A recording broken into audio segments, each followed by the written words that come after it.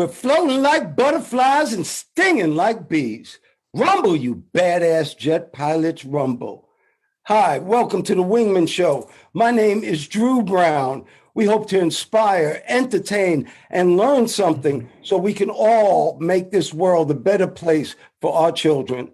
I'd like to introduce to you somebody who's my friend, my wingman, my main man, and I have a wingman watching my back, Dr. Paul Thompson. Hey, Paul, what's happening? Oh, not much. Hello, everyone. I'm Paul Thompson, and you just heard from Mr. Drew Brown, Dark Gable. He's the American dream. He's the man, the myth, the legend, the pilot's pilot, the role model's role model, and most importantly, his royal fullness. How are you doing today, Mr. Dark Gable? I'm doing great, and I'm glad I'm full of knowledge, Paul. I'm glad I'm full of knowledge. Well, we're going to have a great show right now. Check this out. Dr. Paul, what's up, my brother? I'm up today. I've had a good day. I got up. I did a mini workout. I always have to do a little workout before we record to get myself kind of pumped up. Good, hard 25-minute. How'd you feel? Orientation. Feel good. Nothing heavy. Just, lightweight stuff. Good. Push-ups, squats, jumping jacks. So. Well, today I did my meditation in the morning.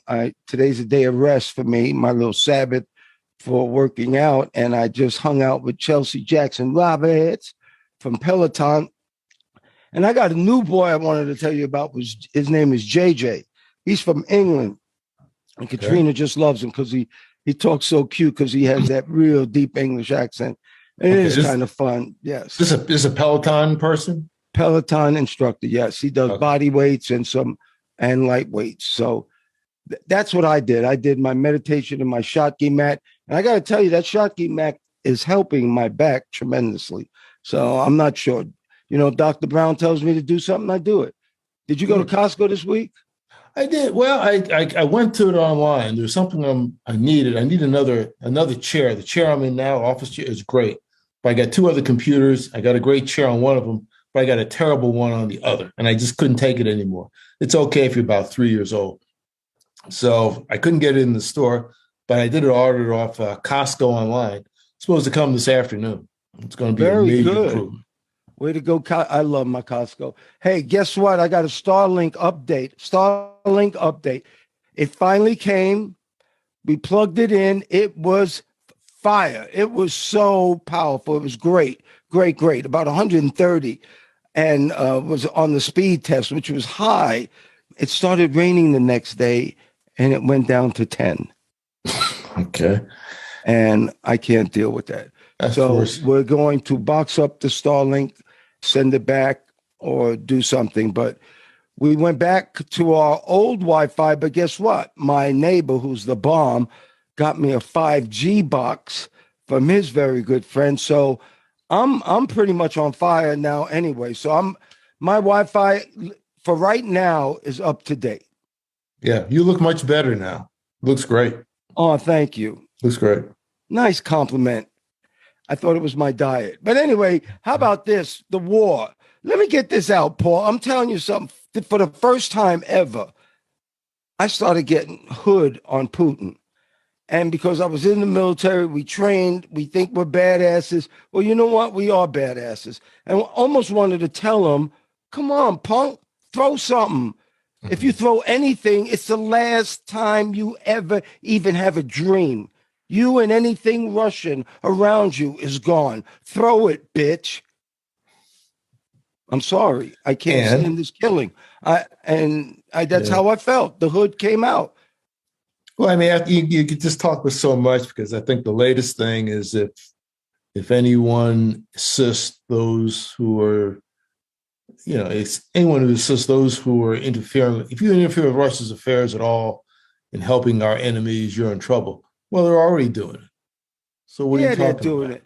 Do you remember that scene in Tombstone in the bar when my boy Kurt Russell had that dude and just like punked him out and said, come on, pull that thing, skin that cat. It was one of the greatest scenes I've ever seen. Tombstone's my favorite Western movie. First of all, anybody listening to us, If you give us a review on Apple Podcasts, we'd really appreciate it. We are on YouTube because we video this, so we have pictures during the show, and we really appreciate all the new listeners and old listeners, don't we, Dr. Paul? Yes, we do. Please help us out. Like, share, and subscribe. Pass it on to your friends and people that might be inspired by something nice that they hear for a change, instead of just negative things in the news that bash our heads in on a daily basis. Yeah, we're bringing it to the people. Be happy, have fun, be safe, be nice, all them things. It's so simple, but yet so true, and it brings you happiness. So here's the deal. Let me give you a little Tampa update. You know, I went to Tampa to see Drew Brown the Fifth. The Fifth? Yes, so I was with the fourth and the fifth. So the third, fourth, and fifth were all together. I had a wonderful time. I'm going to bring little baby Drew up a little bit later in the show because something happened that he's incredible. He's like medicine to my soul. So that, and next week I'm going to New Orleans to see my granddaughter, but it's also Jazz Fest. Mm-hmm. And so we're going to go see Jazz Fest. And I want to see this group called Dumpster Funk. They're a New Orleans group, and they're going to be playing the Tipitinas during Jazz Fest.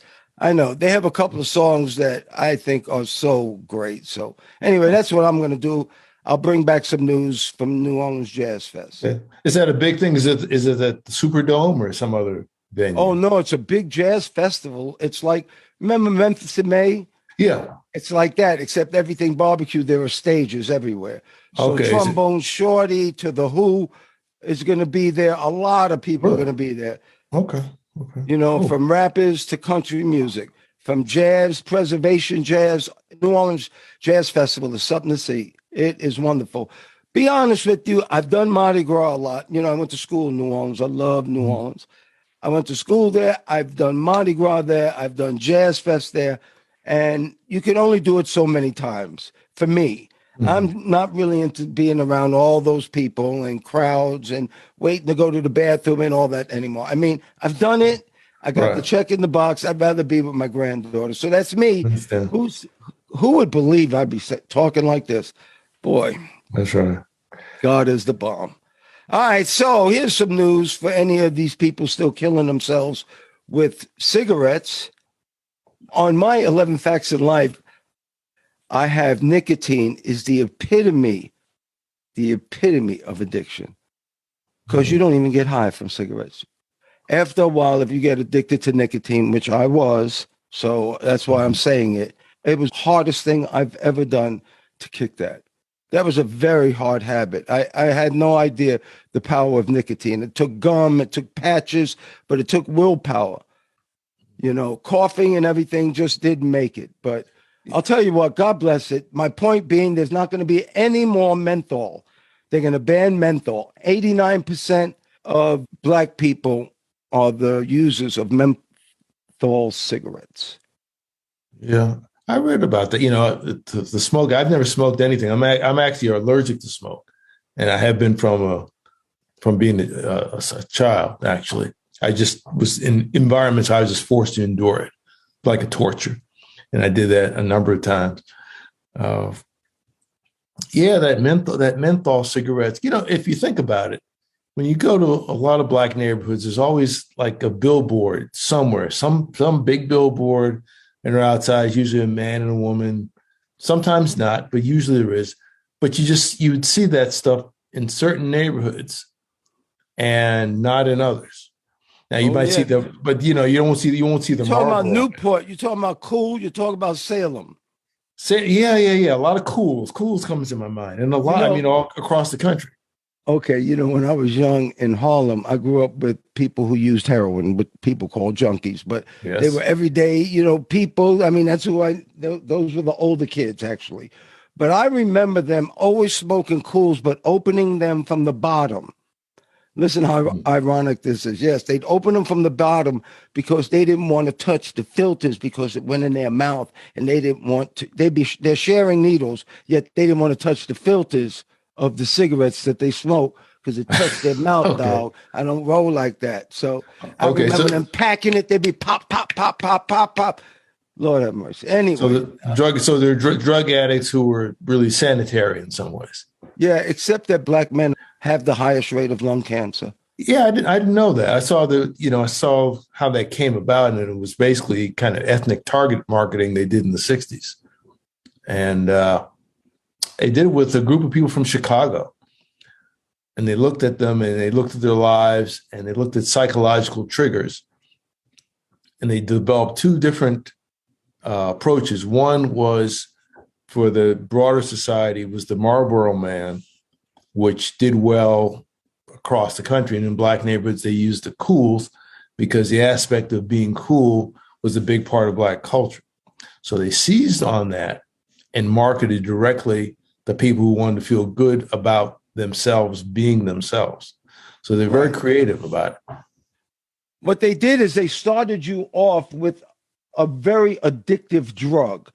And after that, it didn't matter what they put on those billboards. Like, I hate to say this, they've banned menthol. Do you think menthols are going to be stopped being sold?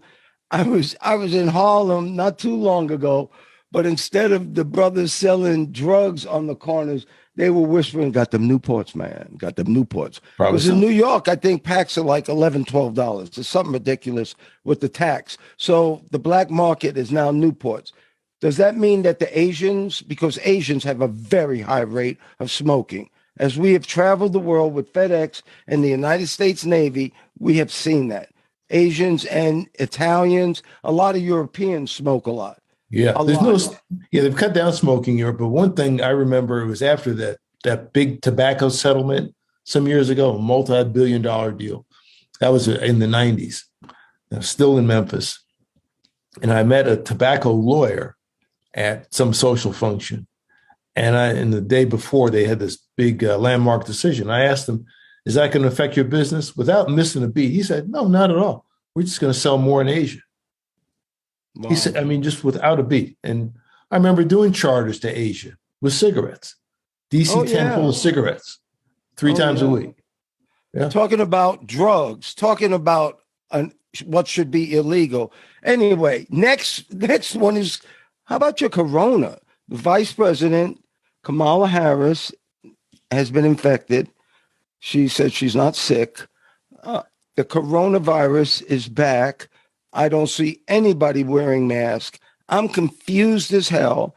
I told you last week, I got my second booster. I believe you got your second booster. My wife and her mother got their second boosters. So I'm boosted up. I'm confused up. Denmark has stopped giving vaccinations, Dr. Paul. Denmark has stopped. No more vaccinations in Denmark. Moderna has now come up with a vaccine for kids under 6, which I believe the future holds, that kids are going to have a flu shot, and they're going to have certain immunizations in order to attend school, like they do now. Correct. What do you think, Dr. Paul? For the Denmark, what I read was, they stopped it for now, but they plan on bringing it back in the fall. Their thought was because their vaccination rates are very, very high, they could actually stop it now, but they anticipated going up in a few months. So there. As far as the kids go, it's probably going to be a standard thing. I think it'll be like that MMR shot, measles, mumps, rubella you get when you're born. There'll be some little small dose will go in there. You know, people are going to be kicking and screaming, but everybody who didn't get a shot everybody's going to eventually have a shot. And even people who swore they wouldn't will get the shot, because hopefully they pick life over death, or there's something that makes them change their mind. I hope. God bless them. Now, you see the picture behind me, Dr. Paul? Yeah, it's a beautiful dog. Yeah, it's a beautiful dog. That's my Mickey Mantle Brown. That's my baby. He's the last of the family of dogs that we had. We still have 3 Great Danes, Bentley, Bella, and Moishi. But Mickey passed away. And Mickey was 10 years old, going to be 10. He is a Great Dane, and a Great Dane that lives that old is basically 119, like a woman who just died in Japan, the oldest woman in the world. But 10 years old is a long time. But what I was going to say was, we talked last week about death and how you handle death. And I'll give you some pure examples how it just happened. First of all, I cried my ass off. I mean, emotionally cried and yelled and screamed, whatever I had to do. I was with him when they put him to sleep. I took him. He knew it. It was peaceful. It was, but when I got by myself, I cried. And I'll tell you what, it makes you feel good to show your emotions. It makes you feel good to cry afterwards. I know I can't keep all that sadness inside. I just couldn't. Anyway, I did that. And then I thought of some of the things that we talked about. And one of the ones that really got me was that Mickey loved me. I mean, I was really his master. And he would hate to see me cry like that and hate to see me hurt that way. I know that for sure. So that helped me. But remember I was telling you about little Drew, a baby Drew? So during this really sad time of mine, because I get it over with, I'm done. I got to be done with it. I can't hold on to this. Right. So during that time, anyway, my son called me and I told him about it. And he said, hold on. And I'm ready to even just let it out more with him. And Dr. Paul, he put baby Drew on FaceTime. And baby Drew started laughing at me, with me, because we did that when I was there last week. And he was laughing. And Paul, I could not feel the emotion, sadness. It was nowhere to be found. I tried. Matter of fact, it was so weird. And I was so happy with that little boy that I was like, let's try to be sad with Mickey again. And I could not find that emotion. That's how joy overtook. So that's what baby Drew did for me. And I just wanted to tell you what happened to Mickey. And I know you knew Mickey. And it was hard. Yeah, it's hard. It's hard losing a pet. It's really hard, especially one that's been around that long. And you want them to get better. But, I had the same experience, some time ago. And you kind of know when the end came. Spot X, yeah. Came rather quickly, just really in a couple of days. And he lived a long time. He was almost 16. And a big dog. And a big dog. He's just almost 16. Well, I had a friend. I mean, I don't think time matters because my beau, he only lived 5 years. And he's a memory in my life that just will always be there. But anyway, the Memphis beau? Yes, Memphis beau. Just 5 years. I didn't. Oh, I thought. No. I had another beau. I keep naming them the same name, so I forget the first one. No. Anyway, one of my friends here had a horse who died after 22 years, and to be with an animal that long they give unconditional love. You know what my joke is, right? I put my wife and my dog in the trunk of my car and I locked them in there for 2 hours. When I opened up the trunk, only my dog was happy to see me. Right. But they truly can give you love that just can't be. It's just amazing. Anyway, I passed that. But that brings me to my surprise that I was going to talk to you about. And the Rolling Stones had a song called I Can't Get No Satisfaction. I can't get no sad. Remember that? Yeah, I do remember it very well. Okay, let's think about this.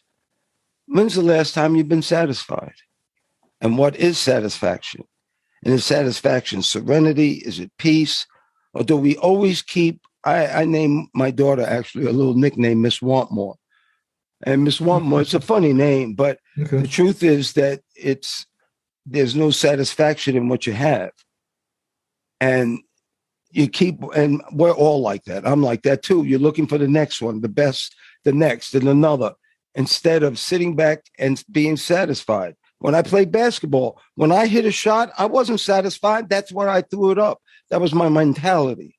What's satisfaction? Is it winning the game, winning the state, winning the country? What's satisfaction? Or satisfaction come from doing something you love? Because I'm satisfied with you and I doing the show. It takes a little while to understand what satisfaction really is. And it's more than gratitude. It's instant. Like when you wrote your book or you're thinking about writing another book now. Once you write that book and you complete it, there's got to be a feeling of satisfaction. Yeah, that's what I always felt, when I complete an assignment, particularly something that's difficult, whatever. It could be a plumbing project or something with the car. When it's done and it's done right, you've completed something. For me, it's completion. It's funny, it's satisfaction. I got the song playing in my head now that you brought it up. That was some song. You know what? You know, if you listen to the words, one of the lyrics in there, I was doing this and I was trying that and I was trying to get some girl pregnant. Baby, come back maybe next week. Because you see, I'm on a losing streak. I can't get no. And that was so controversial. Mm-hmm. I mean, during the song back then, they beep. Oh, yeah, that was going all the time. And you didn't hear much, but it was a beep. It was a surprise because there weren't many, blue lyrics, as they called them.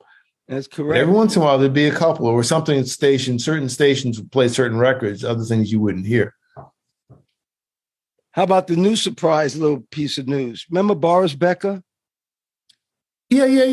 The tennis player. Yeah, German tennis player. Yeah, I figured I read that this morning. He's in jail for 2.5 years for embezzlement of millions of dollars in London. Boris Becker, sentenced to 2.5 years. Boris Becker, what did he do? Embezzlement? Was he was hiding his assets. Investors? Hiding his assets. Not paying taxes. Yeah. Okay. Period. That's how they got Al Capone. That's right. That's how they might get somebody else we know. Let's pass on that. And Elon bought Twitter. Yeah. But did he buy it himself? He just put the financing together. I don't think he did 100% himself. He put the financing together? Yeah, I think so. I don't know if he did it personally. But I guess he's the face of it now. I think he fired the board. What Elon says Twitter does, that's basically owning it. Because he's going to take it private, so he gets to run it. Let's tell the people what we did, because we're not playing when we talk about financial freedom and when we talk about people investing. Dr. Paul and I, during one of our meetings, we were reading about how Ford, the new Ford F-150 electric truck, is so popular. They're not even taking orders anymore. You can't even get it on the wait list. So Dr. Paul and I made a decision to buy 100 shares of Ford, and we bought them. And so we're going to keep that up with the show. We bought them at $14.69. Now, so happens to be, yesterday was probably the worst day on Wall Street ever for a very long time. It really was a bad day, they say. And remember what I said, Dr. Paul? I don't look at what I have during bad days. You can keep that sadness to yourself. Anyway, it went down, but because of the show, we went and looked at the Ford, and it went down to $14.20. So we basically lost 49 cents a share, but we bought it for the future. Talk to him, Doc. We bought it on the come up, the popularity of the F-150, and also the popularity of the new Mustang coming out. That's also sold out. I don't think they're taking orders for those. Baby, it's going to rise. Right. We're going to make money on the show with the people.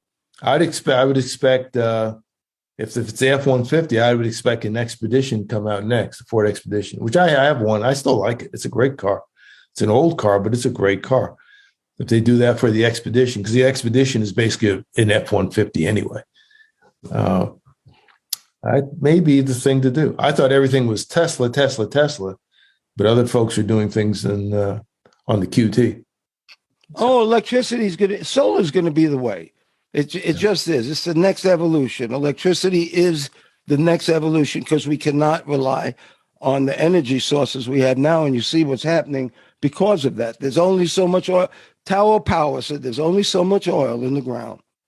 Right. And one day there won't be none around. How about this? You said electric. How about some Top Gun reality? Are they going to have some electric jet? Because that's Star Trek kind of stuff now. Now we're going internal power like that and not the need for gas.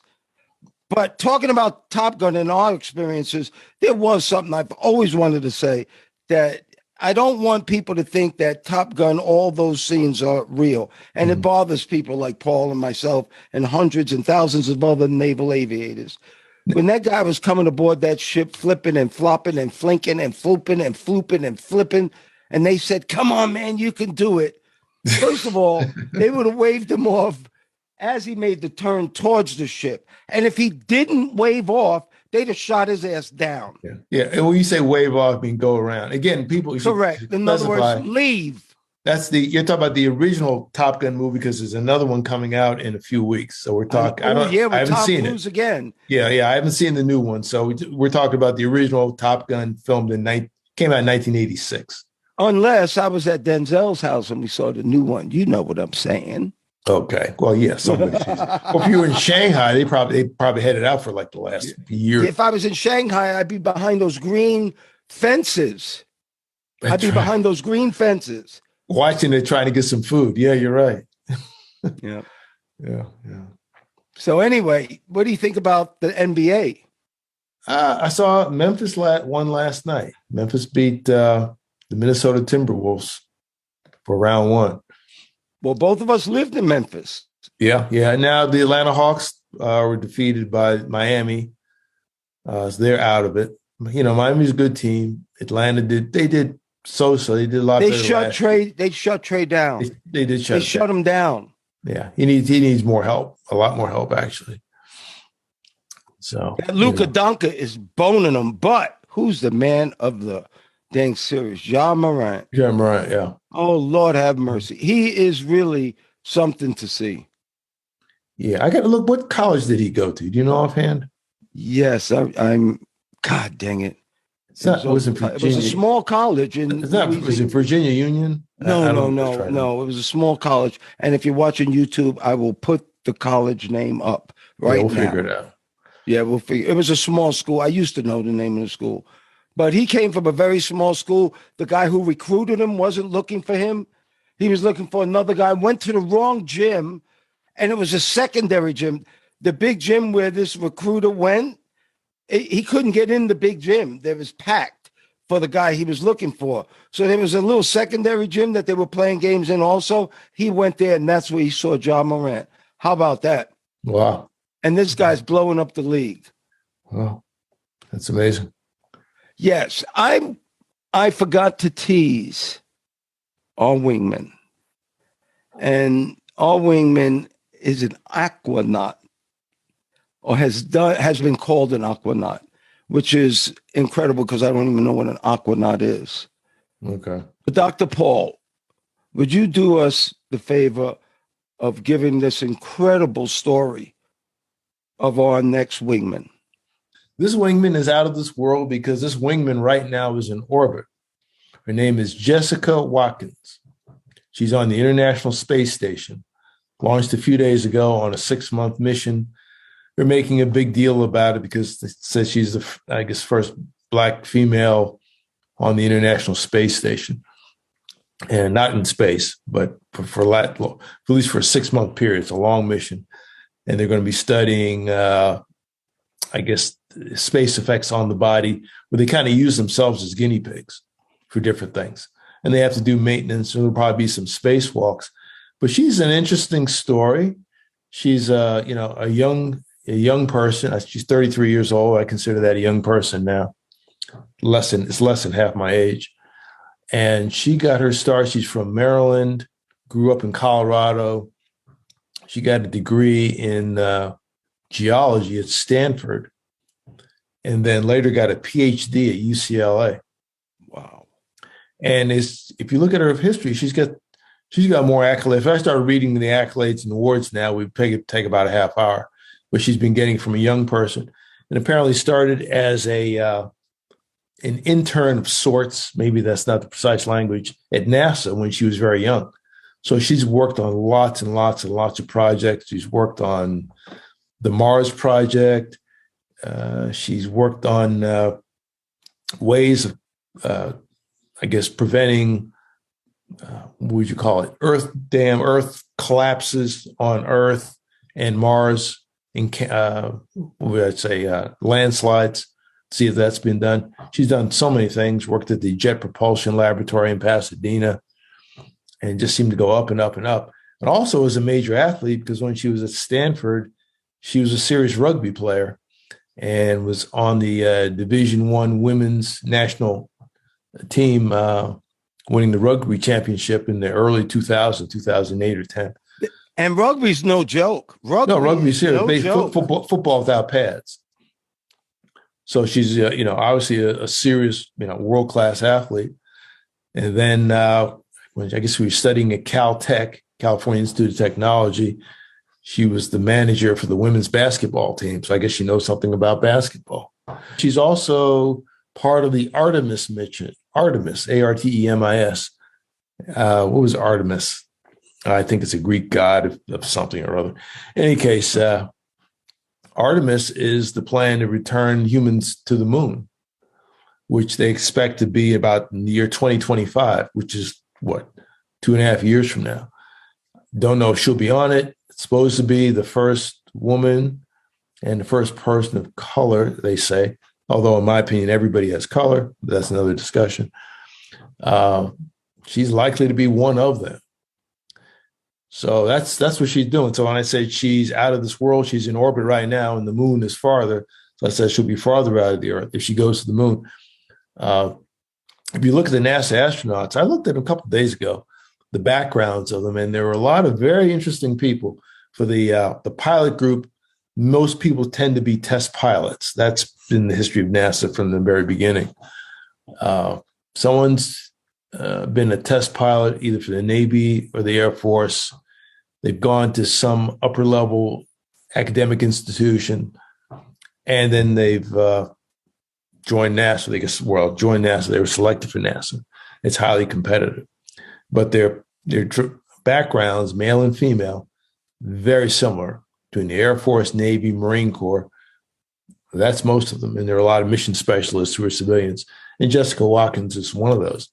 But she was on that trajectory, obviously, from basically the time she was a college student. And that aquanaut is someone that's been kind of underwater for 24 hours.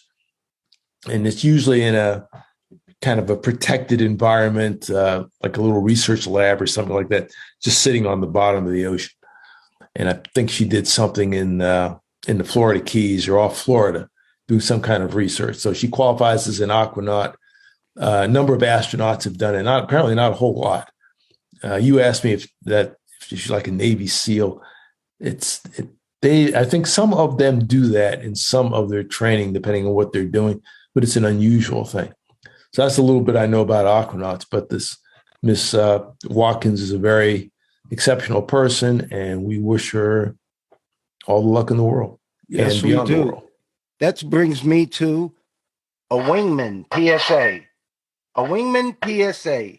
Patience, tolerance, and forgiveness are the virtues that set you free. Patience, tolerance, and forgiveness are the virtues that set you free.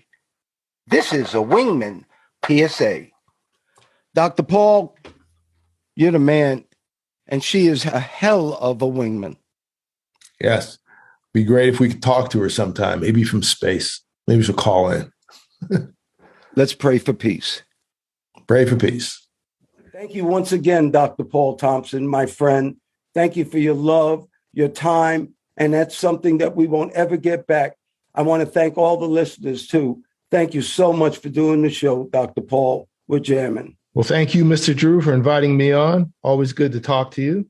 And ladies and gentlemen, please remember to like, share, and subscribe to this podcast or any of the podcasts.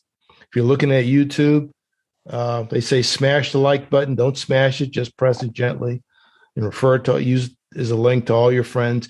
You can also look at us on our website, wingmenshow.com, WINGMEN show, SHOW.com, altogether, wingmenshow.com. And we hope to see you in the future. Thanks again, Mr. Drew. Oh, you're welcome. And we're still floating like butterflies and stinging like bees. Rumble, you badass jet pilots, rumble. May there be peace on earth and goodwill towards all men and women.